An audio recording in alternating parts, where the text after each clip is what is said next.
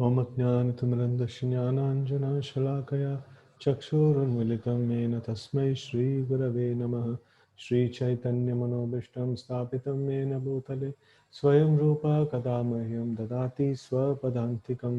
वन्देऽहं श्रीगुरून् श्रीयुतापदकमलं श्रीगुरून् वैष्णवांश्च श्रीरूपं साग्रजातं सगना रघुनाथान्वितं तं सजीवं साद्वैतं सावधूतं परिजनसहितं कृष्णचैतन्यदेवं श्रीराधा कृष्णपादान् सगना ललिता श्रीविशाखान्वितांश्च हे कृष्ण करुणा सिन्धु दीनबन्धो जगत्पते गोपेश गोपिका कान्त राधा कान्त नमोस्तुते तप्त काञ्चन गौराङ्गी राधे वृन्दावनेश्वरी वृषभानुसुते देवी प्रणमामि हरिप्रिये वाञ्छाकल्पतरुभ्यश्च कृपा सिन्धुभ्येव च पतितानां पावनेभ्यो वैष्णवेभ्यो नमो नमः। जय श्री कृष्ण चैतन्य प्रभु नित्यानंद श्री अद्वैत गदाधर श्रीवासादि गौरभक्तवृंद हरे Krishna Krishna Krishna Hare Hare Hare Ram Ram Ram Hare Hare. Hare Krishna. So today we are doing with the third canto of Srimad Bhagavatam. So this is first chapter, 45th shloka.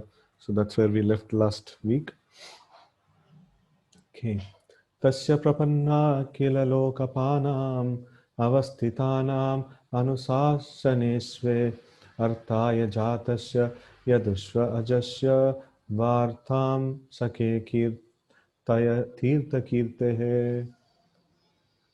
O my friend, please therefore chant the glories of the Lord, who is meant to be glorified in the places of pilgrimage. He is unborn, and yet he appears by his causeless mercy upon the surrendered.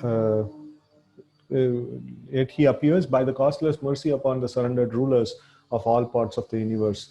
Only for their interest did he appear in the family of his unalloyed devotees, the Yadus. Purport: there are innumerable rulers all over the universe in different varieties of planets. The sun god in the sun planet, the moon god in the moon planet, Indra in the heavenly planet, Vayu, Varuna, and those in the Brahmaloka planet where Lord Brahma is living. All are obedient servants of the Lord. Whenever there is any trouble in the administration of the innumerable planets in different universes, the rulers pray for an appearance pray for an appearance, and the Lord appears. The Bhagavatam 1.3.28 has already confirmed this in the following verse. Ete chamsa kala pumsaha krishnastu bhagavan swayam indriyarivakulam lokam hridayanti yuge yuge. In every millennium, whenever there is any trouble for the obedient rulers, the Lord appears. He also appears for the sake of his pure, unalloyed devotees. The surrendered rulers and the pure devotees are always strictly under the control of the Lord, and they are never disobedient to the desires of the Lord. The Lord is therefore always attentive to them.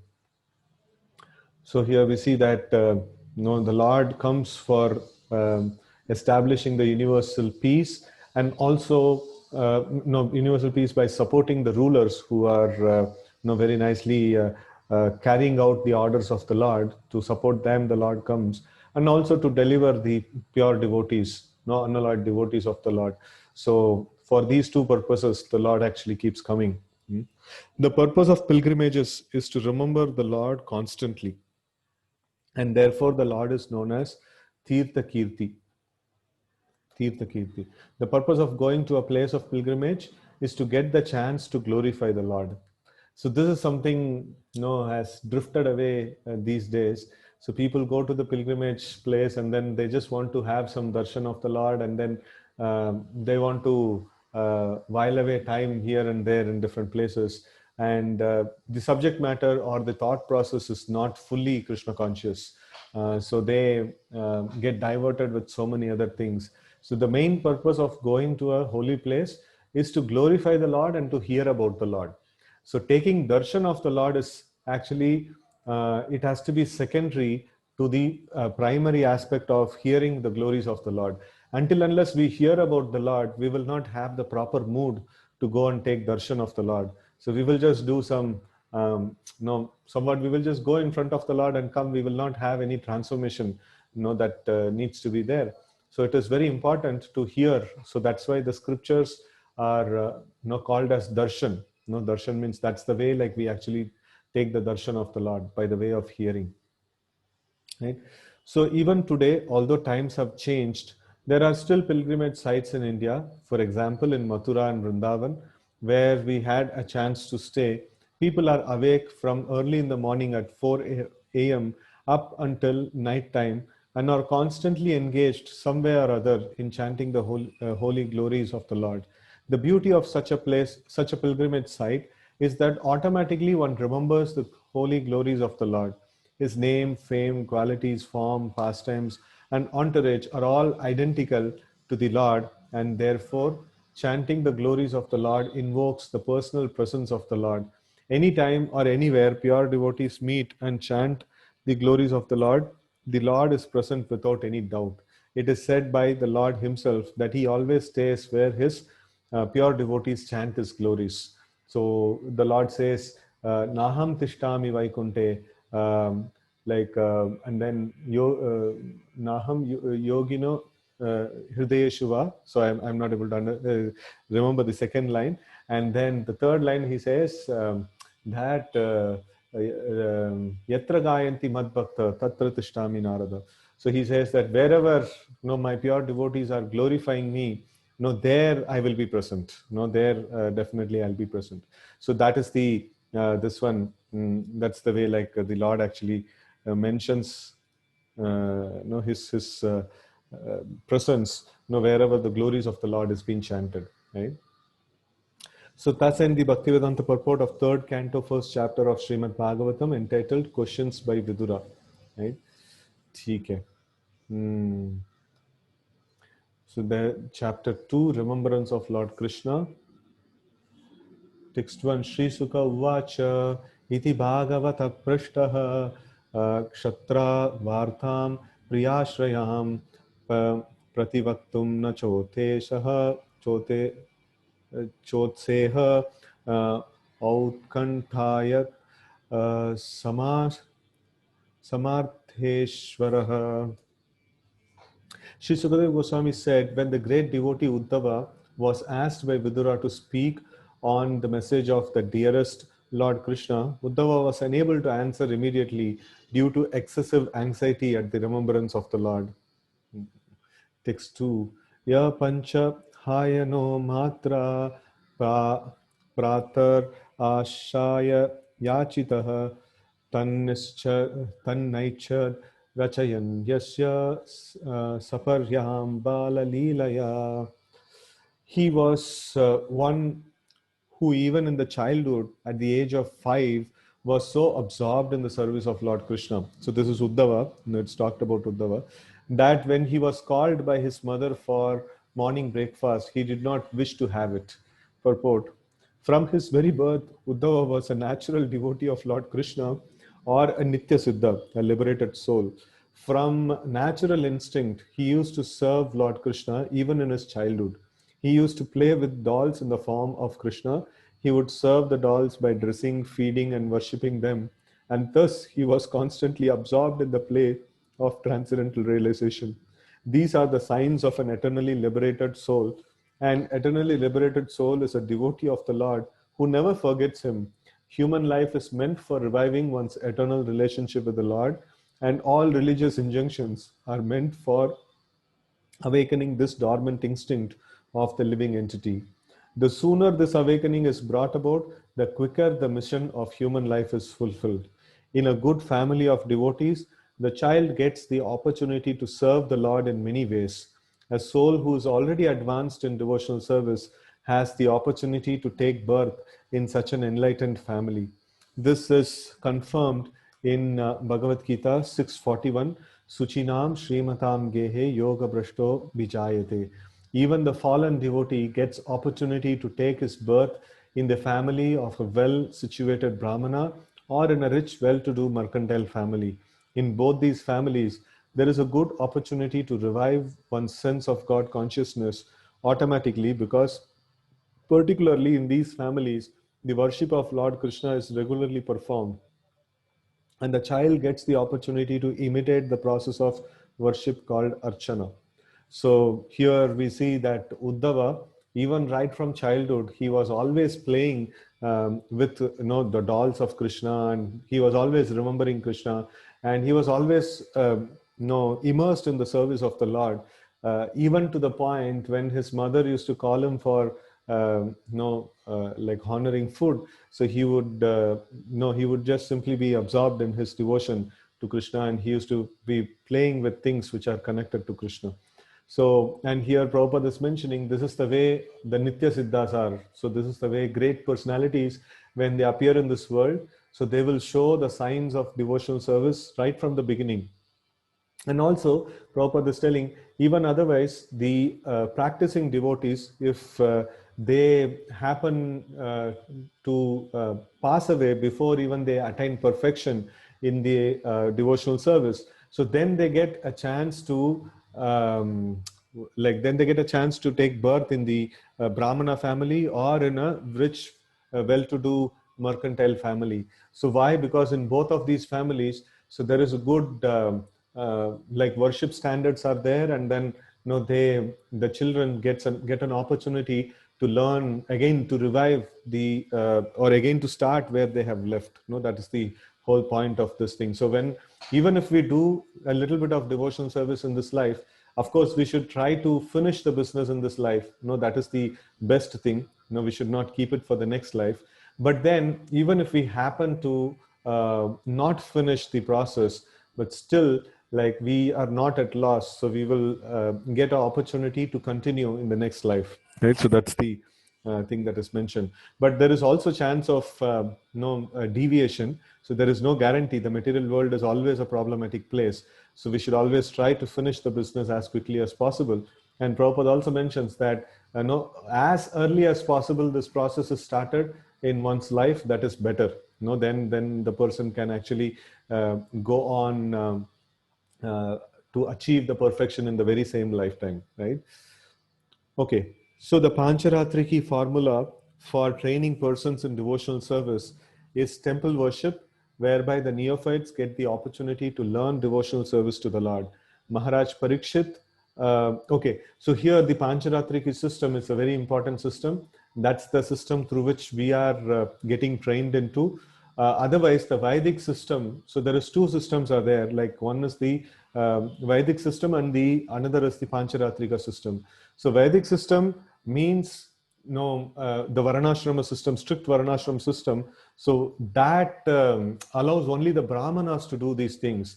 And for that, one has to be born in the family of a Brahmana, one has to be trained as a Brahmana. Then only he can actually get into the worship of the Supreme Lord.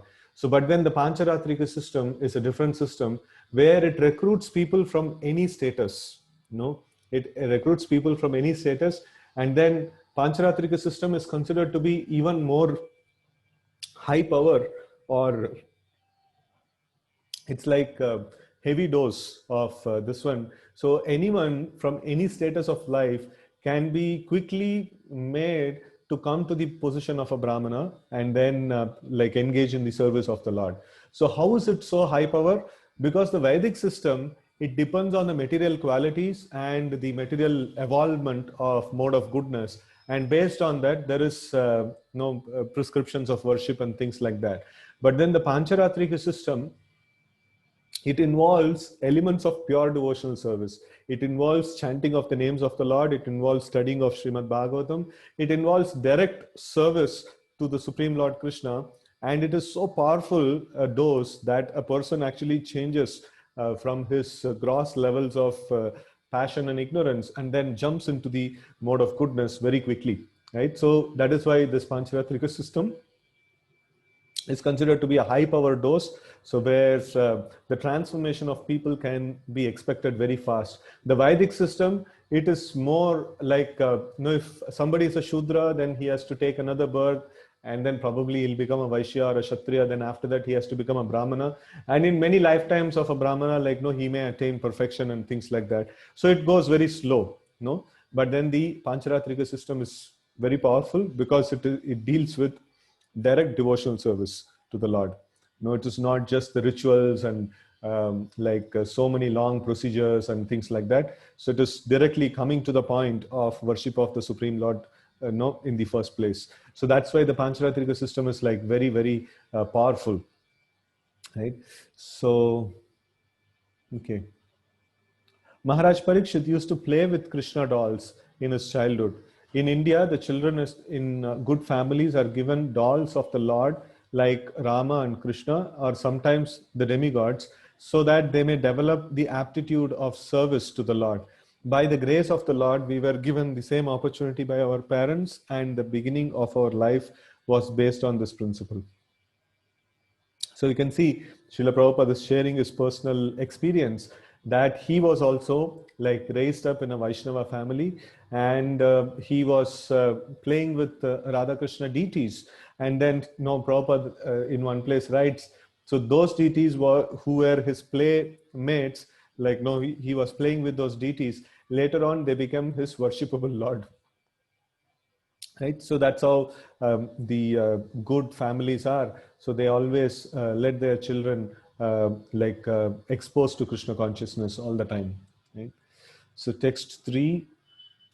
Sakatam sevaya tasya kalena jarasam gataha prishto vartam pratibruyad bhartur padavanusmaran.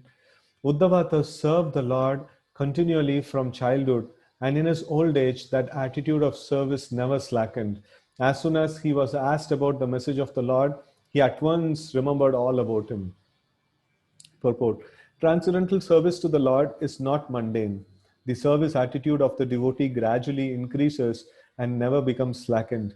Generally, in old age, a person is allowed retirement from mundane service, but the transcendental service of the Lord, but in the transcendental service of the Lord, there is no retirement at all. On the contrary, the service attitude increases more and more with the progress of age. In the transcendental service, there is no satiation, and therefore there is no retirement. Materially, when a man becomes tired by rendering service in his physical body, he is allowed retirement. But in the transcendental service, there is no feeling of fatigue because it is spiritual service and is not on the bodily plane. Service on the bodily plane dwindles as the body grows older, but the spirit is never old, and therefore on the spiritual plane, the service is never tiresome. So very, very amazing this one. So now Uddhava is in old age, and still he is so enthusiastic, to serve the Lord. And when there was an inquiry about the Lord, he was so enthusiastic, and he was so he could able to remember everything of the Supreme Lord. And he could have told, you see, like, I'm very old, and I want to take a break from all these things and things like that. So he's not telling that. He's so very eager in the devotional service. That is because the spiritual service, the devotional service, it only increases. The aptitude for devotional service only increases as the age increases. It doesn't. Devotee doesn't feel like taking a break or giving some gap of devotional service. So that never happens in this one. But in the material services, we always need a break. So we need to change something, or we need to have some break. And in the old age, we need retirement and things like that. So that's not there in the devotional service, because it is on the spiritual plane, and this kind of service is never tiresome for the living entity. It is only anandam buddhivardhanam. It only increases the bliss of the living entity. Okay. Uddhava undoubtedly became old, but that does not mean that his spirit became old. His service attitude matured on the transcendental plane, and therefore, as soon as he was questioned by Vidura about Lord Krishna, he at once remembered his Lord by reference to the context and forget himself on the physical plane. That is the sign of pure devotional service of the Lord, service to the Lord, as will be explained later on. Lakshmanam Bhakti Yogasya, etc., in Kapila's instruction to his mother Devahuti. So we can see that the moment there is question about the Supreme Lord, the devotee forgets about himself, and then he remembers fully about the Lord. This is actually the sign of humility. Humility means what? To think of the Lord so much that a devotee doesn't even see himself in the picture. So, that is the aspect of humility. And here we can see that Uddhava is so full of Krishna. And here, the material world, people are so full of themselves. If you ask anything about anything else, they will speak about themselves only. And here we see that pure devotees of the Lord, you ask about anything in the world, like, no, they will speak about Krishna only. Right? So that's this one, they are so full of Krishna consciousness. Text 4. Samuhurtam abhut tushnim krishnangri sudaya brasham tivrena bhakti yogena nimagna sadhu nivritaha. Okay. For a moment, he remained dead silent and his body did not move. He became absorbed in the nectar of remembering the Lord's lotus feet in devotional ecstasy, and he appeared to be going increasingly deeper into that ecstasy. Purport. On the inquiry by Vidura about Krishna, Uddhava appeared to be awakened from slumber. He appeared to regret that he had forgotten the lotus feet of the Lord. Thus he again remembered the lotus feet of the Lord and remembered all his transcendental loving service unto him. And by so doing, he felt the same ecstasy that he used to feel in the presence of the Lord. So here we should see that it is not that Uddhava had forgotten about the Lord. No, he feels like a pure devotee always feels, though they are intensely absorbed in Krishna's thought, but still always they feel that, oh no, I'm not that Krishna conscious. I have to be like even more Krishna conscious. No, I have to be even more absorbed in the thoughts of the Lord. So that is how the pure devotees always feel. It is not that he was not having no proper absorption, and then after the question was asked, like, no, he remembered everything. No, that's the way like their personalities are. They're always remembering the Lord, but then when discussions about the Lord comes up, the remembrance becomes very intense. Because the Lord, okay, we will continue. Because the Lord is absolute, there is no difference between his remembrance and his personal presence. Lord Uddhava remained completely silent for a moment, but then he appeared to be going deeper and deeper into ecstasy. Feelings of ecstasy are displayed by highly advanced devotees of the Lord. There are 8 kinds of transcendental changes in the body: tears, shivering of the body, perspiration, restlessness, throbbing, and choking of the throat, etc.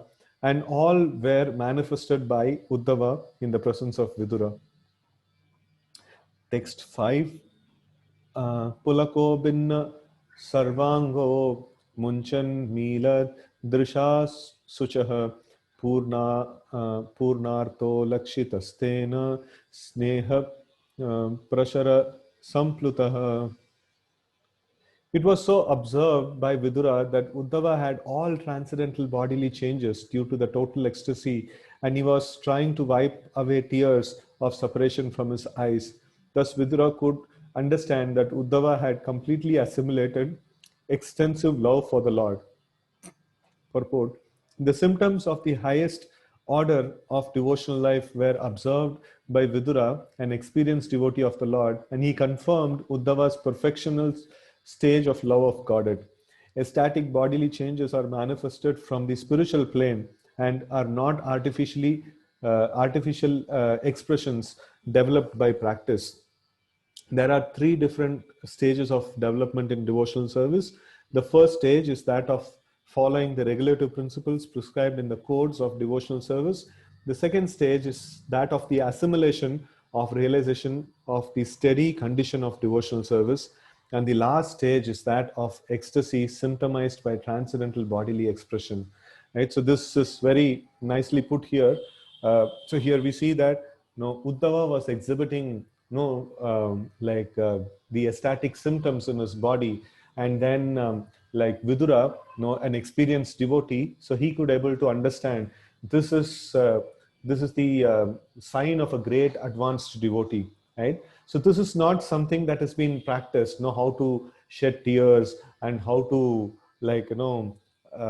be thrilled in this way and things like that. So sometimes some professional men or some people, cheap imitators, they want to imitate these things. So, but then, we can very easily understand they don't have any devotion at heart. So pure devotees of the Lord, they naturally manifest all these things. And Prabhupada is mentioning the three stages of devotional service, development of devotional service. First stage is regulative principles. So we are not doing devotional service in the beginning, no, because we are getting any ecstasy or we are getting any, no, so much intense taste or something like that. Because it is a principle, because we are asked to chant 16 rounds daily, so we are chanting. And because we are asked to study Bhagavatam and read and hear, so we are doing it. So in this way, like everything is based on regulative principle. It is a rule and it must be done. So after we do like that, after we do consistently 16 rounds for a considerable period of time, and then we hear Srimad Bhagavatam considerable period of time, so then we'll slowly start getting into the second stage of assimilation and realization of the steady condition of devotional service. So we will slowly be shifted onto the steady condition of devotional service. And then in the last stage, a person develops deep ecstasies and spiritual emotions towards the Lord, right? Okay, so let's continue the purport. The 9 different modes of devotional service, such as hearing, chanting, remembering, are the beginning of the process. And no, it is not going to change. These processes are not going to change. In the beginning, they are in the form of regulation. In the later on, it becomes spontaneous, right? So the process is the same. It's not going to change like, oh, okay, no, you are neophytes, you have to chant and you have to hear and do something.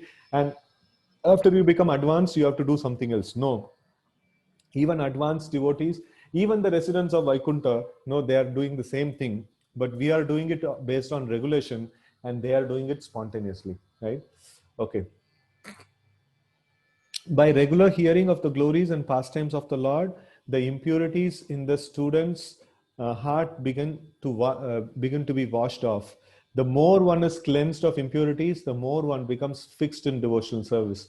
Gradually, the activities take the forms of steadiness, firm faith, taste, realization, and assimilation one after another. So this is like Nishta, Ruchi, Asakti, Bhava, and Prema, right? One after another. So these different stages of gradual development increase love of God to the highest stage, and in the highest stage, there are still more symptoms such as affection, anger, and attachment, gradually rising in the exceptional cases to the Mahabhava stage, which generally not possible for the living entities. So this Mahabhava stage is for like it's like experienced by Srimati Radharani and that kind of great devotees. So they have like sometimes like Radharani is angry at Krishna. They display intense attachment, intense anger and affection. All those things are there. So, but anyways, that is all very high funda as of now. But then we can see that this gradual development of devotional service to the point of prema, to the point of highest condensed form of devotional service. So that is possible just by doing this very same thing what we are doing. We just have to hear the message of Krishna consciousness, hear the message of Srimad Bhagavatam, chant the names of the Lord sincerely, and in this way, we will get on to the higher and higher planes of devotional service, right? In the Bhakti Rasamrita Sindhu, all these were manifested by Lord Sri Chaitanya, Lord Sri Chaitanya Mahaprabhu, the personification of love of God, right? And then in the Bhakti Rasamrita Sindhu by Srila Rupa Goswami, the chief disciple of Lord Sri Chaitanya Mahaprabhu, these transcendental symptoms displayed by pure devotees like Uddhava are systematically described. We have written a summary study of Bhakti Rasamrita Sindhu entitled The Nectar of Devotion, and one may consult this book for more detailed information on the science of devotional service. Okay, text 6. Shanakair Bhagavallokan Lokam Punaragatah Vimrajya Netra Viduram Pritaya Dova Pritaya Dodava Utsmayan. The great devotee Uddhava soon came back from the abode of Lord to the human plane, and wiping his eyes, he awakened his reminiscence of the past and spoke to Vidura in a pleasing mood. So Uddhava was almost lost in the meditation of the Lord, and then he's coming back to the human plane, the external awareness, and then he's speaking to Vidura. When Uddhava was fully absorbed in the transcendental ecstasy of love of God, he actually forgot all about the external world. The pure devotee lives constantly in the abode of the Supreme Lord, even in the present body, which apparently belongs to this world. The pure devotee is not exactly on the bodily plane, since he is absorbed in transcendental thought of the Supreme. When Uddhava wanted to speak to Vidura, he came down from the abode of the Lord, Dwaraka, to the material plane of human beings. Even though a pure devotee is present on this mortal planet, he is here in relation to the Lord for engagement in transcendental loving service and not for any material cause. A living entity can live either on the material plane or on the transcendental abode of the Lord in accordance with his existential condition. So iha isha harer dashe karmana manasa gira nikilapi nikilashabi avastashu jivan muktasya uchyate.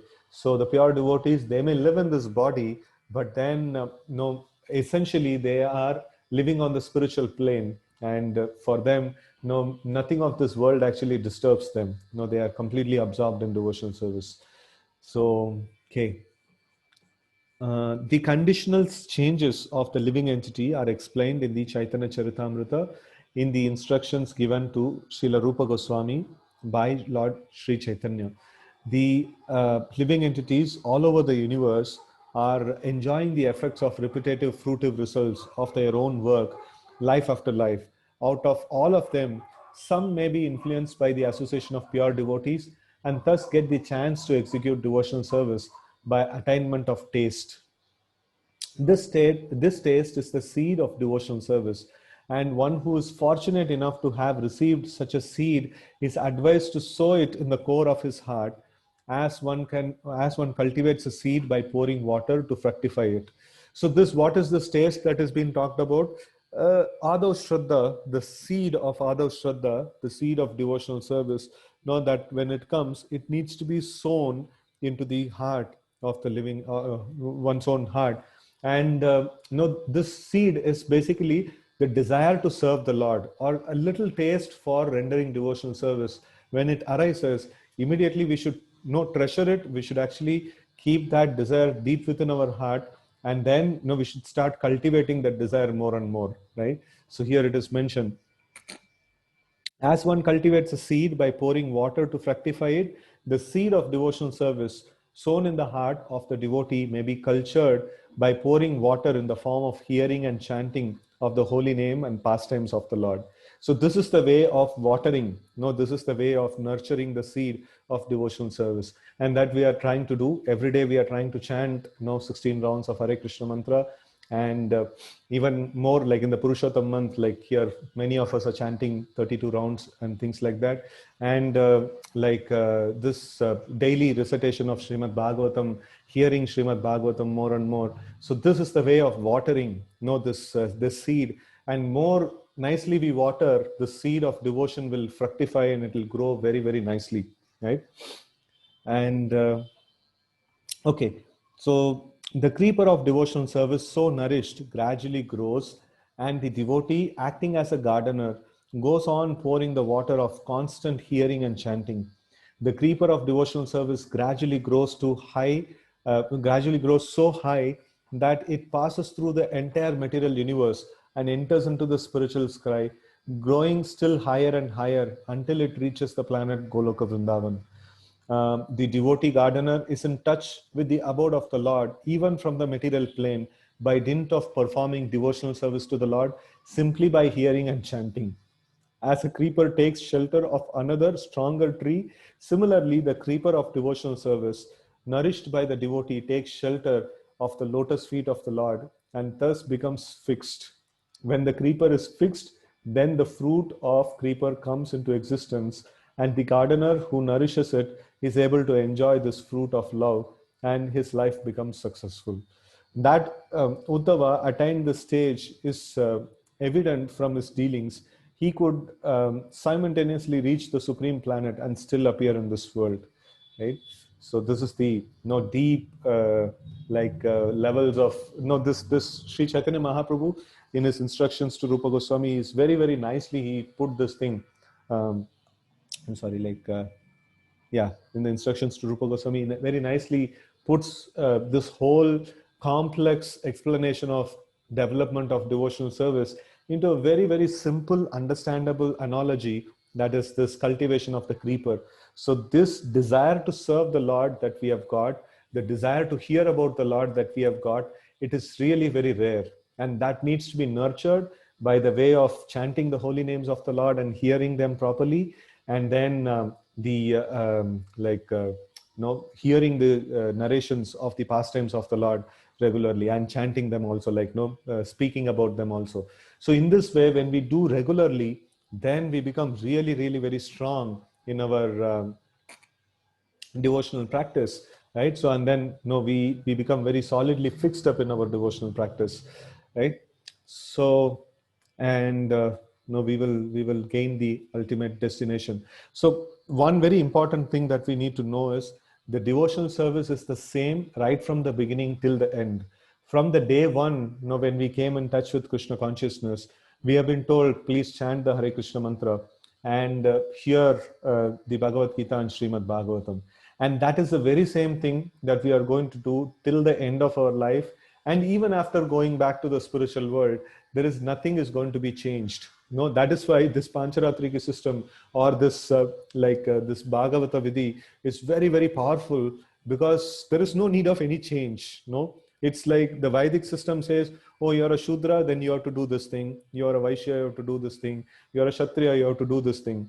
But then, the Bhagavata Vidhi, it says anyone and everyone, just take on to the process of chanting the names of the Lord and hearing the narrations about the Lord, and just go on in a very, very high speed way to the lotus feet of the Lord. So that's the powerful methodology that we have somehow or other we could able to get access to it by the mercy of the Lord and many pure devotees like Srila Prabhupada.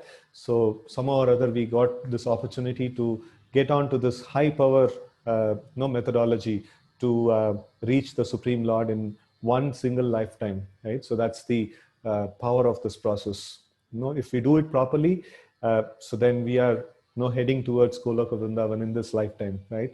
So that's the benefit of this process. Okay, text 7. Uddhava uvacha Krishna dhyumni nimloche girneshva ajagare naha kimnu na kushalam bruyam gata shrishu griheshvaham.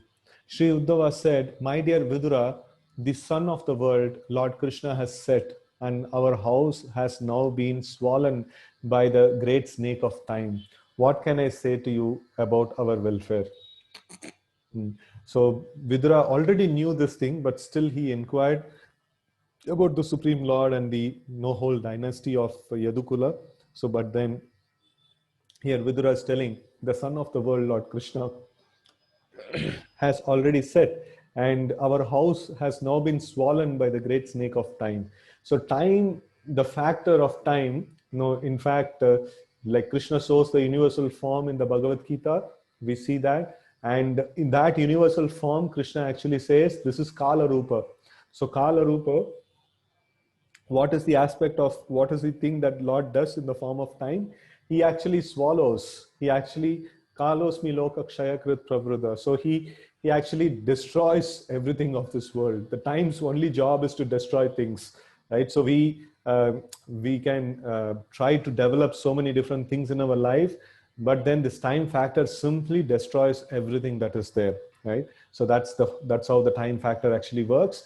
And here, Uddhava is telling that due to the great influence of time, which means like due to the will of the Lord, and our whole house has been swallowed. So that is like the whole Yadukula is completely been destroyed except for few surviving people.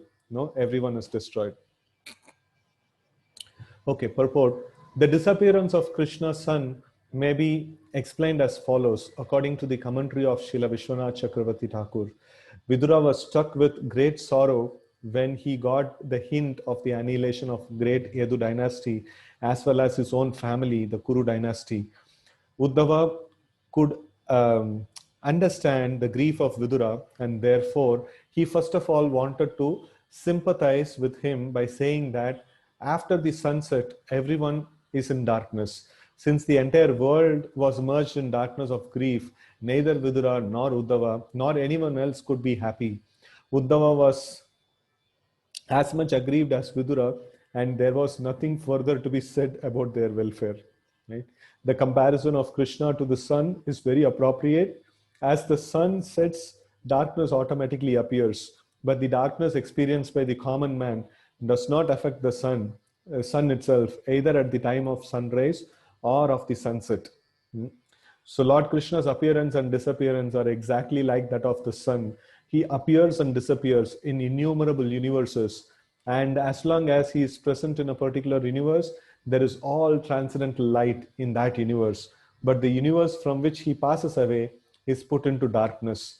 His pastimes, however, are everlasting. The Lord is always present in some universe, just as the sun is present in either the eastern or the western hemisphere. The sun is always present either in India or in America. But when the sun is present in India, the American land is in darkness.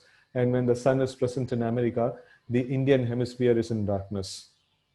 Okay, so here we can see this particular aspect of comparison of Krishna to the sun is very nicely explained. Um, so, um, the common man, the experience of the common man, it doesn't affect the sun. So common man is seeing darkness, but it doesn't mean that sun is in darkness. The sun cannot never be in darkness, or sun can never be covered. So it is only sun appears and disappears. And no, the sun is always present in some place. It is not that sun is completely extinct. So in the same way, Krishna is always present in some place. And here Prabhupada is nicely putting it that no, the sun is always in the eastern or western hemisphere. So if in India the sun is there, the America is in darkness. If America, the sun is there and India is in darkness.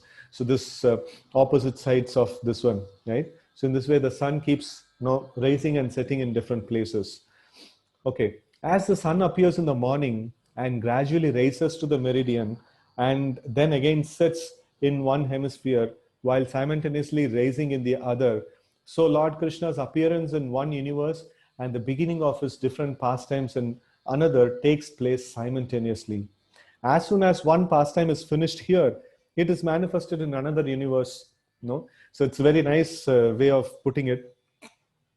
Now, like if we are now it is 2:44 is the time, no, here in India, and like in some of the Western world, the moment 2:44 is finished here, no, some other place there is already 2:44, and moment it is finished there, some other place it is already 2:44.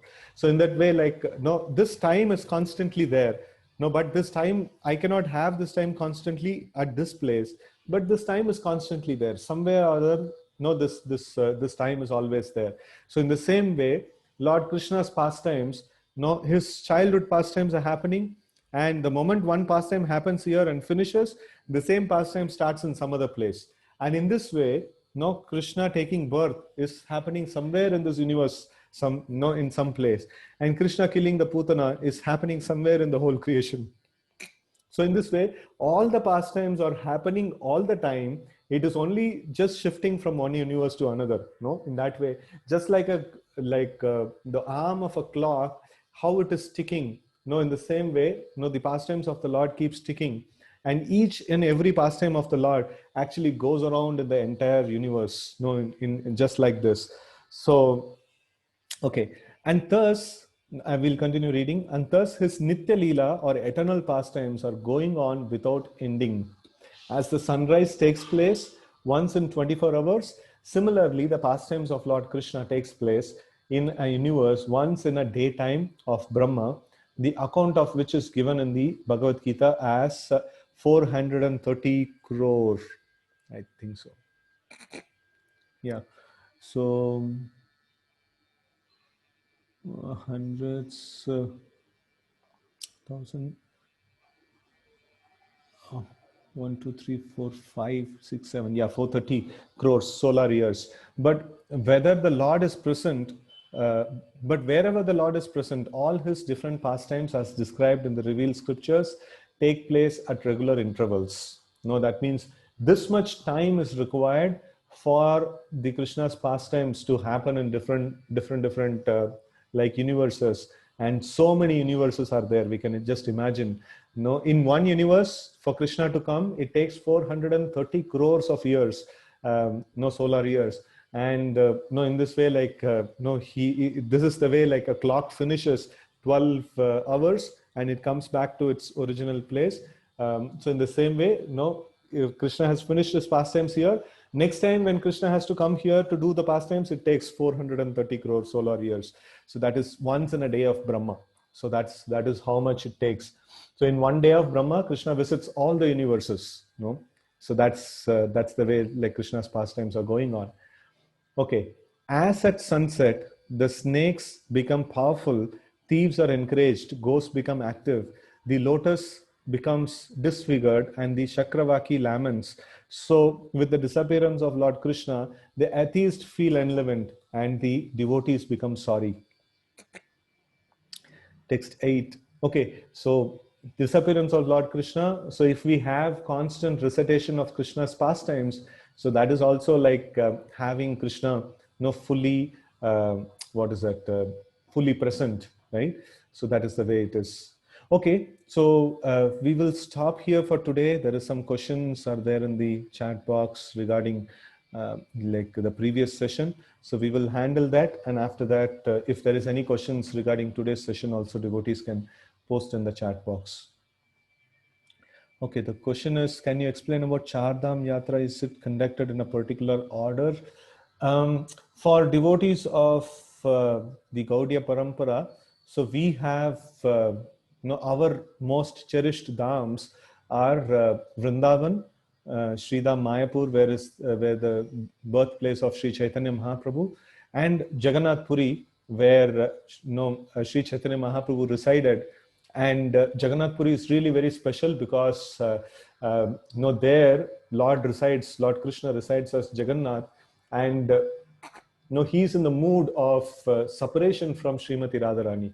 And like Sri Chaitanya Mahaprabhu is Krishna himself, who has assumed the mood of Srimati Radharani. So when Sri Chaitanya Mahaprabhu and Lord Jagannath, their meeting would happen, it was very, very intense, right? So it is mentioned that one is like all the devotees of Gaudiya Vaishnavism. So their goal is to attain the holy abode of Vrindavan and to serve the divine couple Srimati Radharani and Lord Sri Krishna. So that's the ultimate goal. So, and this mood of desiring to attain the lotus feet of Krishna is intensified in the like Jagannath Puri Dham. And then the appearance of Sri Chaitanya Mahaprabhu matters a lot, because it's not possible for anyone and everyone to get into the Vrindavan abode. No, even when Krishna was present, not many people could able to appreciate this highest abode, Sri Dham Vrindavan. So, but then it requires a resident of the Vrindavan to come and preach about the message of Krishna consciousness to get people to that abode. No, otherwise it is not possible.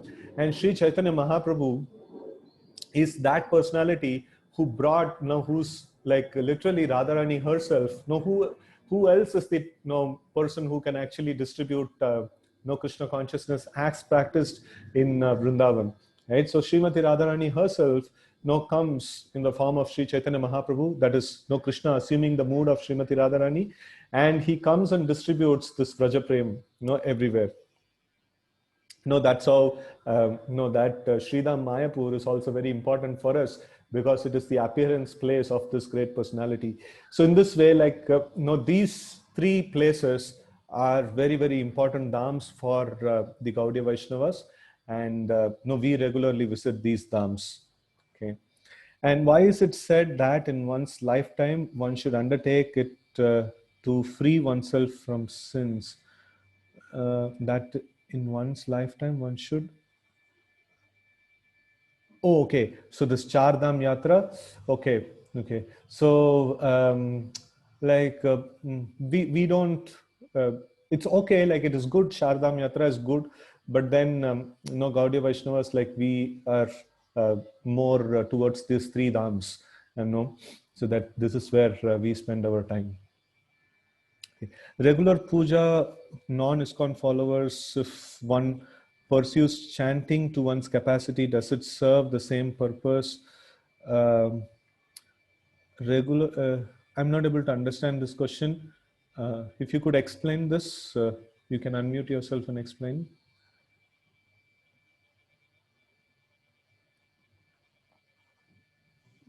Can you hear me? Yeah, yeah.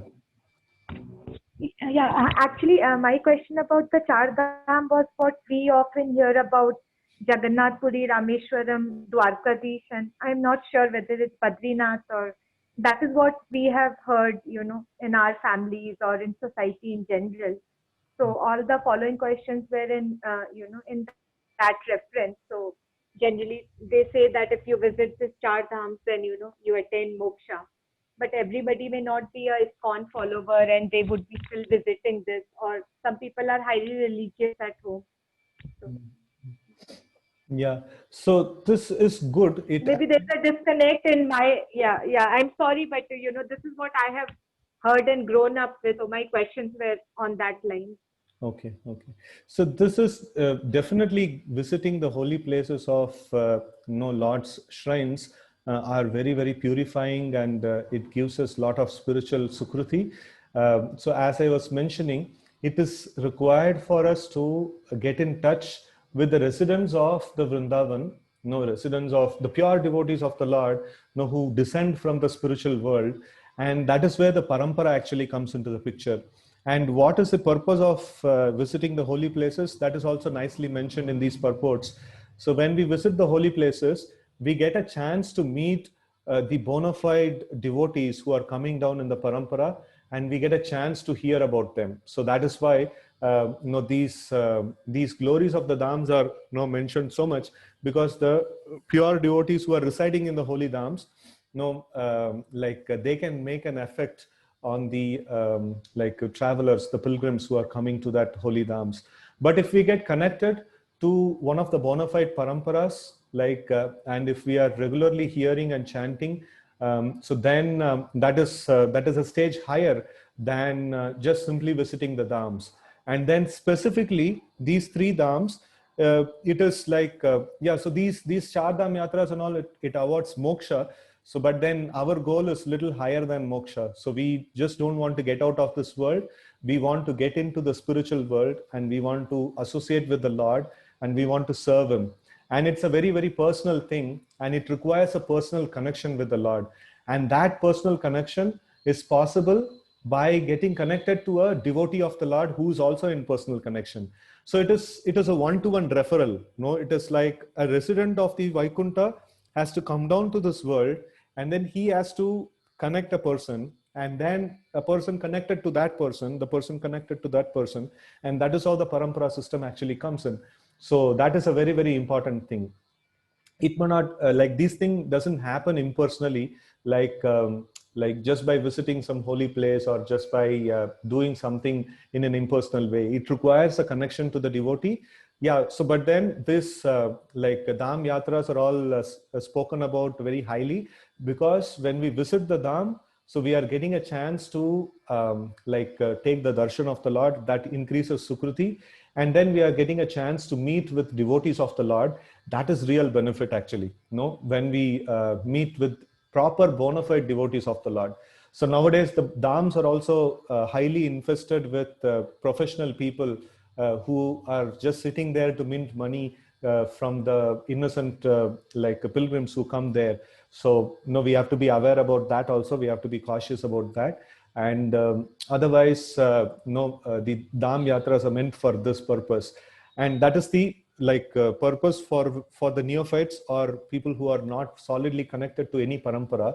So, but then a person is connected to the parampara, and he has got a proper sadhana process. He has got a spiritual master, and he's got a sadhana process, and then he is working out on that very nicely. And then in his advanced stages, he goes to Dham, just like Vidura and Uddhava are going to the Dham of Vrindavan. So they are, no, they're like fully immersed in Krishna consciousness. They are going there just because every single thing about that place reminds them of the Lord. And they just simply want to be addicted in the remembrance of the Lord. So that's why they go to the Dham, right? So for neophyte peoples, it is advised because they will get to see the Lord and they'll get to hear about him. And in this way, they'll develop some attraction towards the Lord, right? Yeah, so it is like a chanting process, like, yeah. So the chanting process also should be done. Initially, we are doing some rounds, that is good. But then the Acharya, like Srila Prabhupada has told, minimum 16 rounds we must chant, and we should come to that level. So then we will get the full benefit of it, right? And then, do really wishes get fulfilled by visiting places of pilgrimage of Krishna, Vishnu, God, or again, karma only moves and slows things in life? So the demigods category is, the demigods cannot nullify the karma. So if the demigods are pleased with a person, they can just put some good karma in the front and then delay the bad karma which is already been there. So they can only adjust to things like that because they don't have jurisdiction beyond that point. But worship of Krishna definitely destroys the karma. But then a person also gets devotional, devotional mood as he progresses in Krishna consciousness. And if he has made a little advancement in Krishna consciousness, he comes to a point of understanding that this more and more desires is the actually I'm thinking this desires, fulfilling my desires, I will become happy. But actually the desires are the biggest problem. That is the main reason for which I'm unhappy. Because of which I'm unhappy. I should stop desiring things for myself and I should start desiring for fulfilling the desires of the Lord, or desiring in the line of desire of the Lord, right? So in that way, like a devotee gets in a blissful life, right? So in that Pingala story, we had read this particular thing, Ashahi paramam dukkam, nairashyam paramam sukham. So more and more a person has desires and hankering for fulfilling those desires. It's actually a miserable process. So gradually the devotional service will satisfy to the core of, satisfies the core of the heart by, by the awakening of Krishna consciousness. So then slowly our desires get, this one. So initially, yeah. So this is advertised saying that, okay, you go to these dhams, your desires will be fulfilled. And that is how the neophytes get attracted. They want only like desires of this world. So then the neophytes get attracted to going to these holy places of pilgrimage. And after going there, they get attraction towards the Supreme Lord. So then they become solidly fixed up. So there was one story about a thief, like who wanted to, who was stealing in different places, but then he happened to enter into a Harikatha.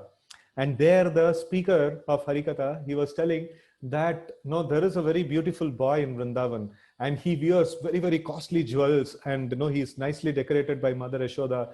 And then, he goes in the forest to play.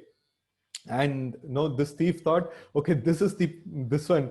I will get my lifetime savings, if I go to this Vrindavan and steal from this boy. And he went to Vrindavan and he was so eager. He wanted to meet Krishna and he wanted to steal the jewels of Krishna and things like that. So he didn't know that this pastime had happened long time back. And he is going now and he's searching in every place. Because he was intensely searching for Krishna, Krishna actually came. And then, then Krishna started engaging with him in sweet talks and things like that. And this thief became a devotee. And later on, he I'm not able to remember the pastime fully, but then this kind of a thing happened, and then this thief became really amazing and thrilled, with the whole experience, and he actually became a devotee. So in this way, people generally have a lot of desires, and it is mentioned. The scriptures also says that if you go to these dhams or if you do some this vrata, that vrata, then you will get this desires fulfilled. So this is the way the neophytes get interest in doing devotional service. And slowly they'll start understand, oh, this devotional service is the ultimate thing. Just by doing devotional service, everything is satisfied.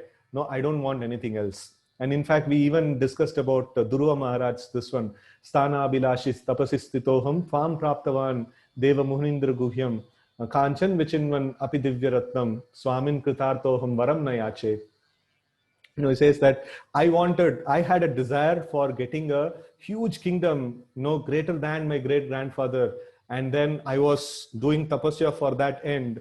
And then, instead of getting my desires, I got you, the Lord, when he appeared to, Dhruva Maharaj is telling, I got you, my Lord.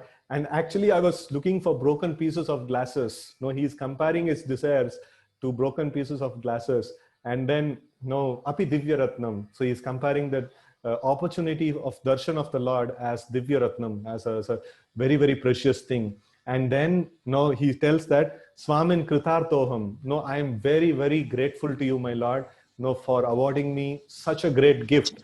So Varam Nayache. I don't want anything else. No, I am completely satisfied. So this is the way, like, a devotee actually gets transformed. So yeah, like if people are getting to go to these dhams for fulfilling the wishes, it's okay. It's good. Like slowly, gradually, they will progress in the devotional service, right? I hope this answers the questions. So we will stop here. Grantaraj Srimad Bhagavatam ki jai, Gaur Bhakta Vrinda ki jai, Srila Prabhupada ki jai. Hare Krishna.